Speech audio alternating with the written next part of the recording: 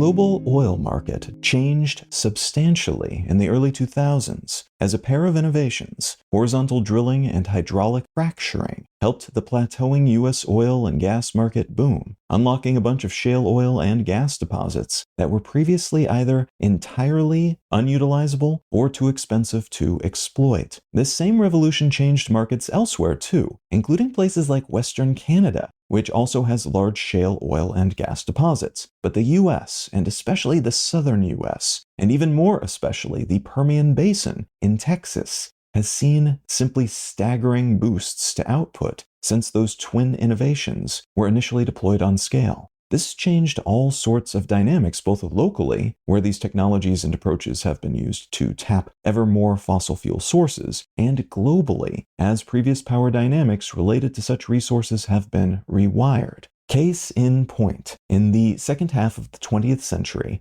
OPEC, the Organization of the Petroleum Exporting Countries, which is a predominantly Middle Eastern oil cartel that was founded by Iran, Iraq, Kuwait, Saudi Arabia, and Venezuela in 1960, was a dominant force in geopolitics as they collaboratively set global oil prices and thus were able to pull the strings connected to elections and war and economic outcomes in nations around the world. If oil prices suddenly spike, that could cause an incumbent leader in a country a hemisphere away to lose their next election. And if anyone threatened one of their number, they could conceivably hold back resources from that country until they cooled down. Before OPEC formed and established their position of primacy in global energy exports, the so-called Seven Sisters corporations, which consisted of a bunch of US and European companies that had basically stepped in and took control of global oil rights in the early 20th century, including oil rights across the Middle East, were the loci of power in this space, controlling about 85% of the world's petroleum reserves as of the early 1970s. That same decade, though, a slew of governments that hosted Seven Sisters facilities and reserves nationalized these assets, which in practice made all of these reserves and the means of exploiting them the government's property, and in most cases they were then reestablished under new government-controlled companies like Saudi Aramco in Saudi Arabia and the National Iranian Oil Company in Iran.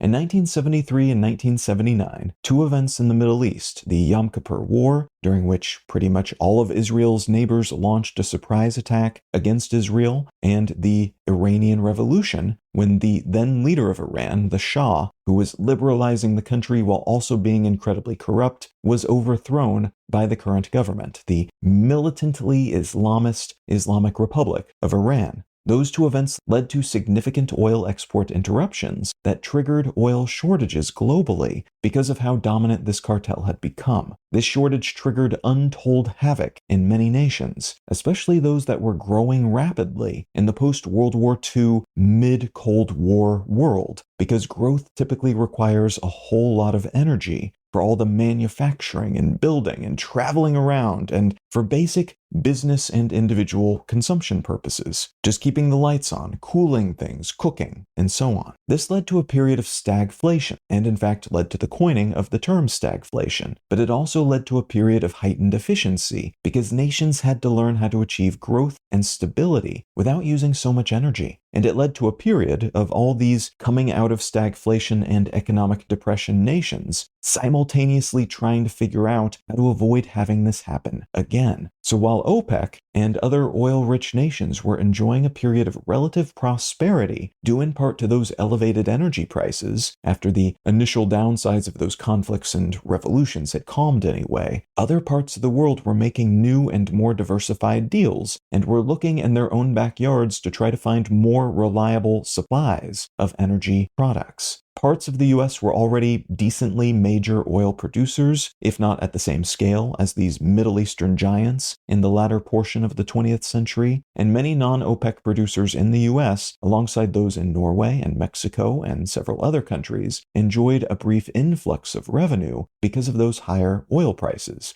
But they, like those OPEC nations, suffered a downswing when prices stabilized. And during that price collapse, OPEC's influence waned. So in the 1980s onward, the previous paradigm of higher oil prices led to a surge in production globally, everyone trying to take advantage of those high prices to invest in more development and production assets, to build more oil stuff because oil prices were so high they could justify the cost of all that building. And that led to a glut of supply that then lowered oil prices, causing a lot of these newly tapped wells to go under. A lot of cheating by OPEC members, and all of the more established players making far less per barrel of oil than was previously possible. By 1986, oil prices had dropped by nearly half, down from their 1970s peak. And though prices spiked again in 1990 in response to Iraq's invasion of fellow OPEC member Kuwait, that spike only lasted about 9 months, and it was a lot less dramatic than those earlier 70s era spikes, though it was still enough to trigger a recession in the United States and several other countries, and helped pave the way for investment in those technologies and infrastructure that would eventually lead to the US's early 2000s shale oil and gas revolution.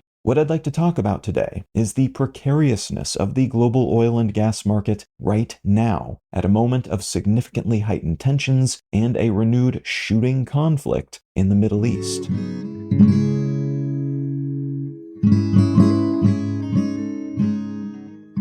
You're listening to Let's Know Things. I'm Colin Wright.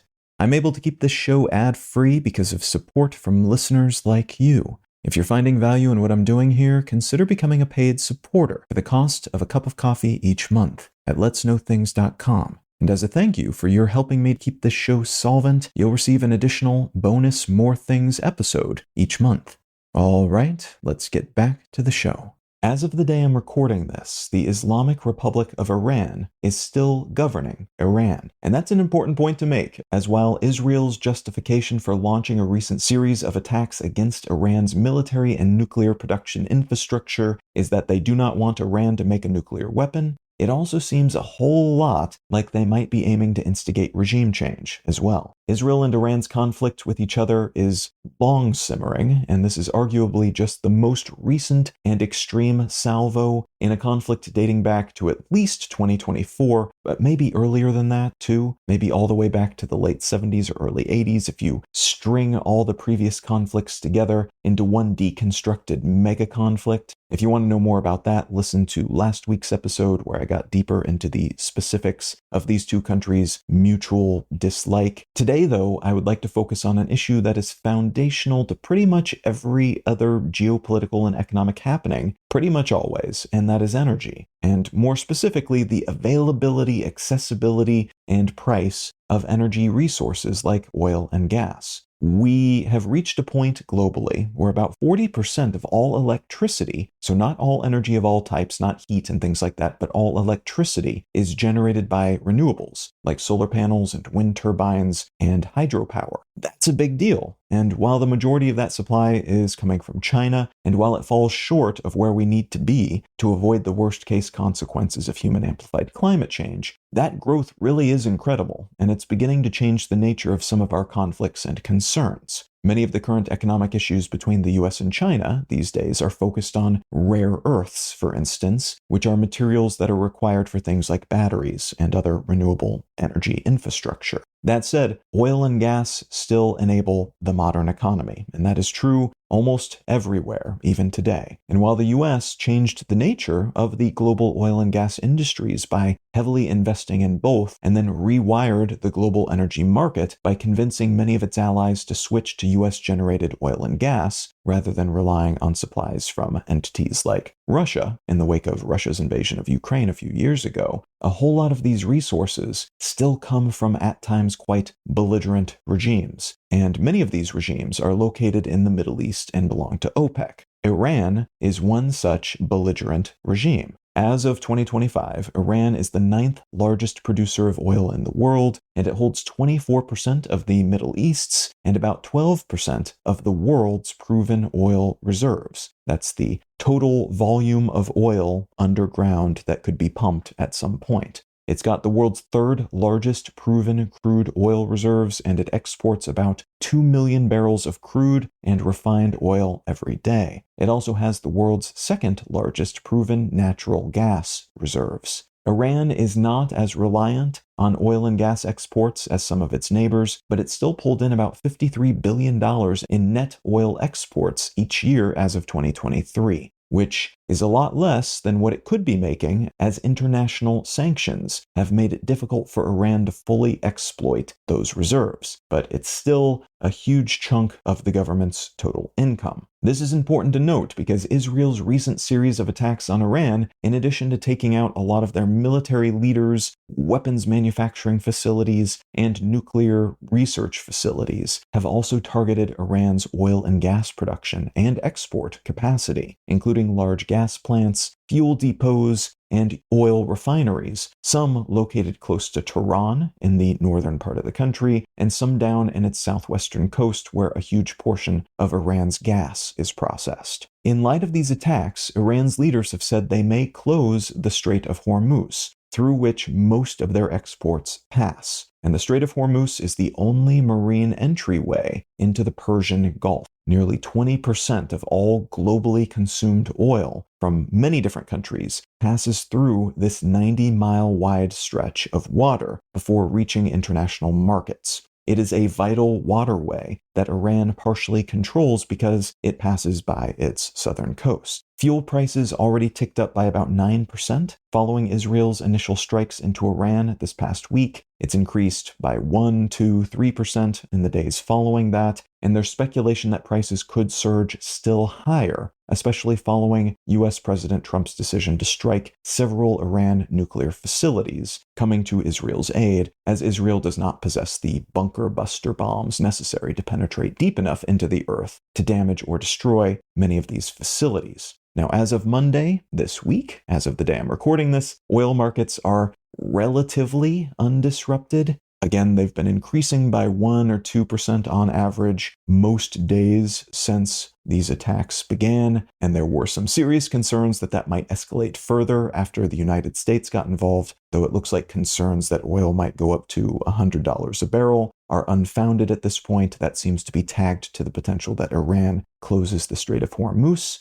Right now, it's in the mid-70s in terms of price per barrel. And at this point, if any export flows were to be upset, it would mostly be just Iran's, and that would mostly hurt China, which is Iran's prime oil customer, as most of the rest of the world will not deal with Iran due to export sanctions on their energy products. That said, there is a possibility that Iran will decide to respond to the US coming to Israel's aid, not by striking US assets directly, which could pull the US deeper into the conflict, but instead by disrupting global oil and gas prices, which could lead to knock-on effects, which would be bad for the US economy and the US's relationship with other nations. The straightest path to doing this would be to block the Strait of Hormuz, and they could do this by positioning ships and rocket launchers to strike anything passing through it. This would also block some US naval assets that are in the Persian Gulf, keep them from going back out into the larger ocean, but they could also heavily mine the passage itself. And Iran apparently has plenty of oceanic mines that they can deploy across this relatively narrow strait should they choose to take that path. And that also would block assets currently in the Persian Gulf, keeping them from going anywhere else. This approach has been described by analysts as the strategic equivalent of a suicide bombing, as blocking the strait would disrupt global oil and gas markets, hurting mostly Asia, as China, India, South Korea, Japan, and other Asian destinations consume something like 80% of the oil that passes through this strait.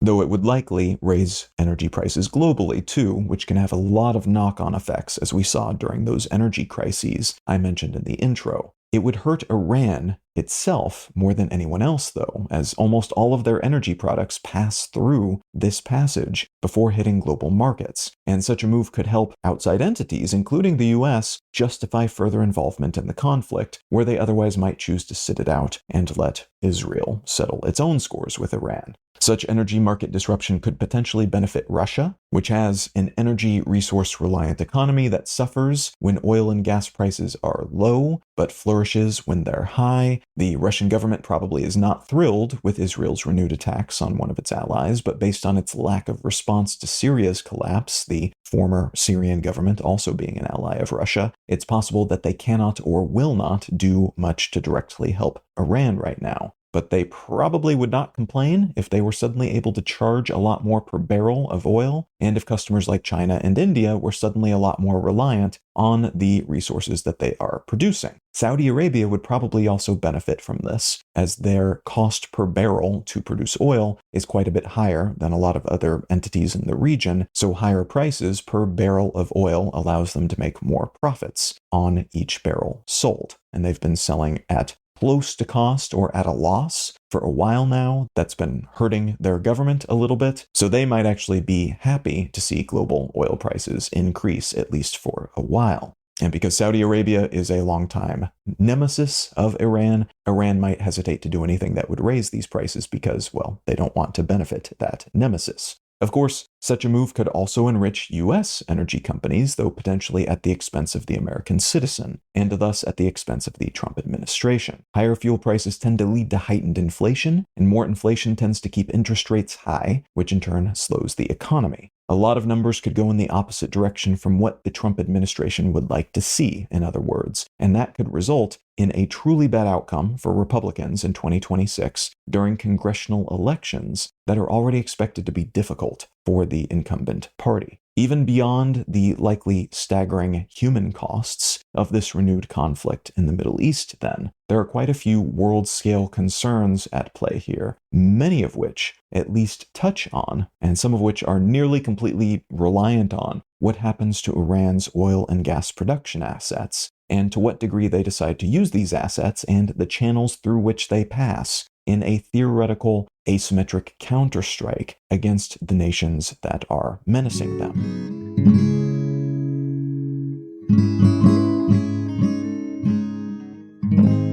The book I'd like to recommend today is a novel that is called 13 Ways to Kill Lulabelle Rock by Maud Wolf. This book has a fun premise. It's set in a near-future world in which perfect replicas of human beings, androids, they're robots, but they're perfect replicas of human beings from the outside, can be made, and celebrities often make replicas of themselves to go live all the lives that they weren't able to live and to do all the things that they don't have time to do. So engaging with other celebrities or their replicas, going out and doing things that the tabloids find compelling, having a relationship with the person from high school that they ended up breaking up with to go pursue their musical career. A celebrity named Lulabelle Rock has done this, and a new copy of herself has been tasked with going and killing all of these replicas because that is the new trendy thing to do. That new murderous replica is the main character, and that basically sets the premise of the book, which is a lot of fun and pretty interesting in some of the topics that it covers. Now, if any of that sounds interesting to you, consider picking up a copy of 13 Ways to Kill Lulabelle Rock by Maud Wolf. Let's Know Things is a listener-supported show. I don't make any money from ads, only what listeners contribute by becoming paid supporters at letsknowthings.com. If you're not in the position to become a paid supporter at the moment, consider leaving a quick review wherever you get your pods. Those help get the show in front of more people and lend a hint of credibility to independently made shows like this one. A huge thanks in advance, whatever shape your support might take.